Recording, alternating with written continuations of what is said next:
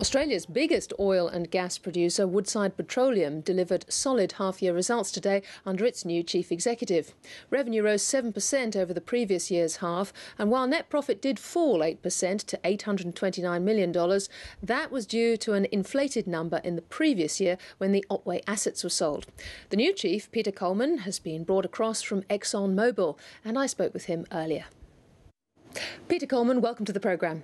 Well, thanks, Tiki. It's really wonderful to be here.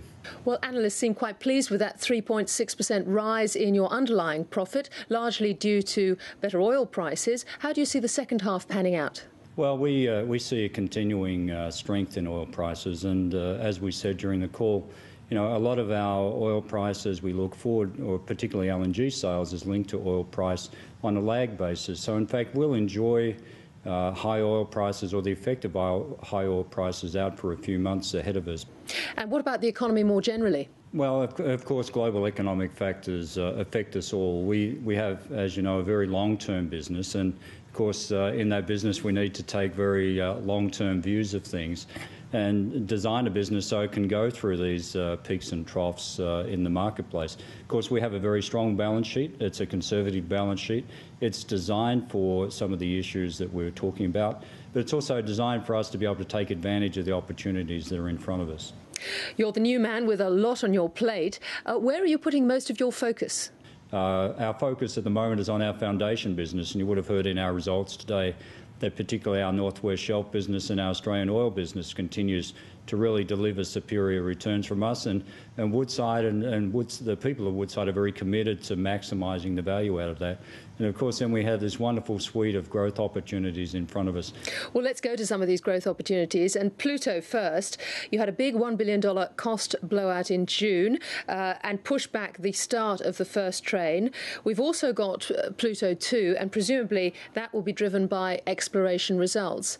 How critical is Pluto 2 being developed to the economic viability of Pluto 1?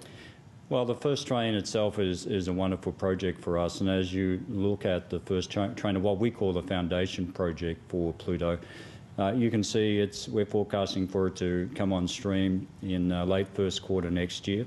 That's going to provide a real bump up for us in our revenue stream.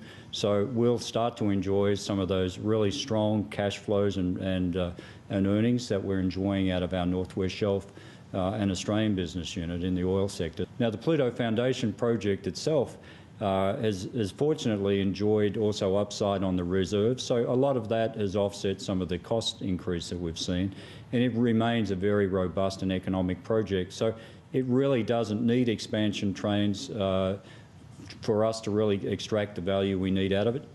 What about Browse in the Kimberley? We've got the politics ramping up. Are you worried about this environmental assault by Jeff Cousins? He was pretty successful against guns. He's now talking about industrialisation of the Kimberley. Well, the environmental assessment and more importantly, the consultation process in the Kimberley has now been going on for a number of years, and there is a process in place for that.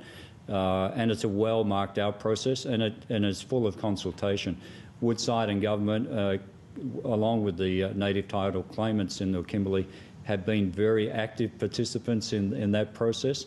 We've gone through a process of conciliation and a process of working together to really understand what we need to do. And that culminated in a vote from the native title owners about whether they want to go forward with James Price Point as a hub or not.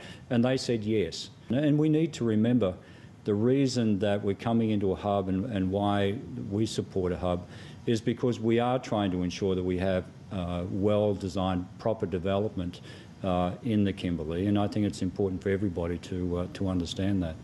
Are any of your big investors worried about Browse? You're planning to make a final investment decision on this by mid-next year. Well, it's a very disciplined process that you go through, and we're in that process. Really, everything we have today is designed around getting to a point where we can make a decision in the not-too-distant future with real data in our hands, and then we'll weigh up those options. If I turn to Sunrise now, you've still got this standoff with the Timorese government. How much management time is that taking up? Because there doesn't seem to be much progress being made. Well, I think we have a real opportunity as I come into the chair to re-establish relationships with the Timor-Leste government, and that's my commitment. And my commitment, in fact, is I'm going into Timor-Leste in the not-too-distant future, and I'll be meeting with senior government officials and leadership just to be able to sit down and firstly create a relationship and then understand where we really do have our differences. You said recently that Australia's safety performance is lagging its international competitors and that companies need to do more about sharing their dirty laundry. What did you mean by this? The real challenge to industry is I think we're very good at sharing major incidents and the issues and the learnings around major incidents. Maybe what we're not so good at as an industry, and I would say this very broadly, not just the oil and gas industry, is sharing those incidents where maybe it didn't result in a major event, but it got close.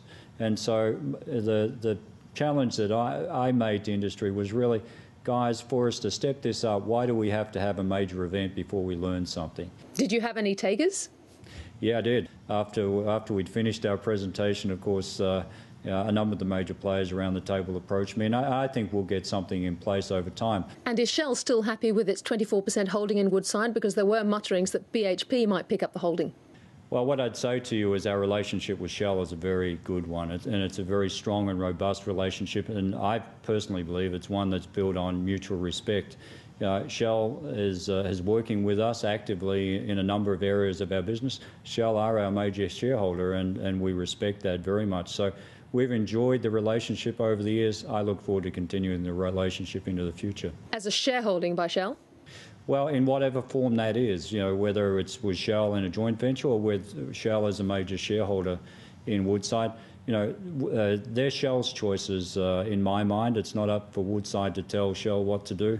But what we can do is ensure we're a partner of choice, and Shell are a global operator. They have many opportunities. We want to be a partner of choice with Shell. Peter Coleman, we wish you all the best for this year in the role. Thank you very much.